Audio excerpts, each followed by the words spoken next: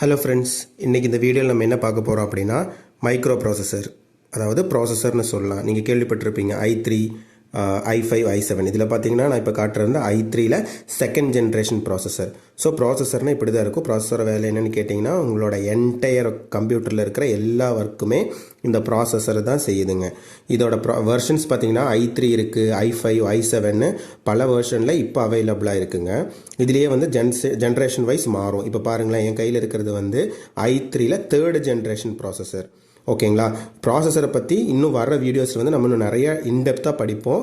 But இப்போ வந்து பேசிக்காக இப்படி தான் மைக்ரோ ப்ராசஸர் இருக்கும், ஒரு கம்ப்யூட்டரில் இருக்கிற ப்ராசஸர் இப்படி தான் இருக்குன்றதை நீங்கள் தெரிஞ்சுக்கங்க. இப்போ பாருங்கள், இதை நான் வந்து ஒரு சிஸ்டத்தில் எங்கே ஃபிக்ஸ் பண்ணுறோம் அப்படின்னா, அந்த ஃபேன் இருக்குது பார்த்தீங்களா, இதுக்கு கீழே தான் ப்ராசஸர் எப்போவுமே வந்து ஃபிக்ஸ் பண்ணியிருப்பாங்க மதர் போர்டில். நம்ம வந்து அதுக்கும் செப்பரேட்டாக வீடியோஸ் பண்ணுறோம், பட் தெரிஞ்சுக்கங்க. தேங்க்ஸ் ஃபார் வாட்சிங் the video guys. Stay tuned.